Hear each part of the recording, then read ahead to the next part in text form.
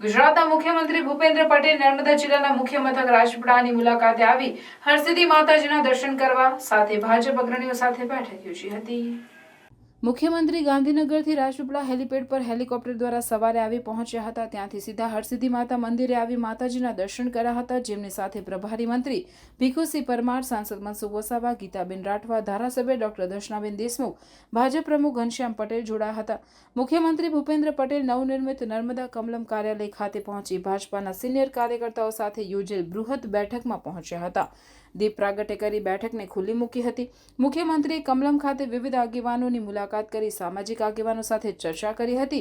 3 કલાક કમલમ ખાતે બેઠક કરી ભરૂચ અને છોટાઉદેપુર બેઠક 5 લાખ કરતાં વધુ મતોથી જીતવા આહવાન કર્યું હતું અને ભરૂચ બેઠક પર ખાસ ધ્યાન રાખી વિકાસના કામોથી વંચિત વિસ્તારોમાં સૌથી વધુ કામગીરી કરવાની સૂચના આપી હતી। આજરોજ મુખ્યમંત્રી શ્રી નર્મદા જિલ્લાની મુલાકાતે આવ્યા। બધા જ કાર્યકર્તાઓ સાથે ખૂબ સરસ મીટિંગ થઈ। કાર્યકર્તાઓને માર્ગદર્શન આપ્યું।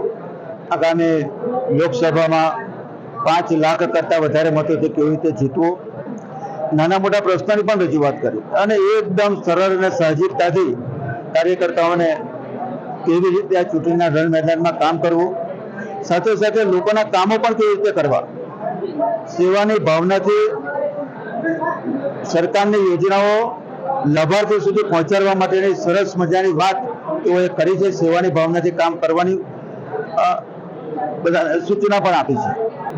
સાહેબ, આપનો ઉમેદવાર હોય કે ગમે તે ઉમેદવાર હોય, પાર્ટીના મોભી તરીકે ભારતીય જનતા પાર્ટીને વધારે મત મળે એ દિશામાં અમને બધાને સૂચના આપી છે। સાહેબ, શરૂઆતથી સીએમ આવી રહ્યા છે 15 સીટો પર, છોટાઉદેપુર લોકસભા સીટ ને ભરૂચ, અત્યારથી મોરચો સંભાળ્યો છે, તો ડર લાગે છે ચેતનનો?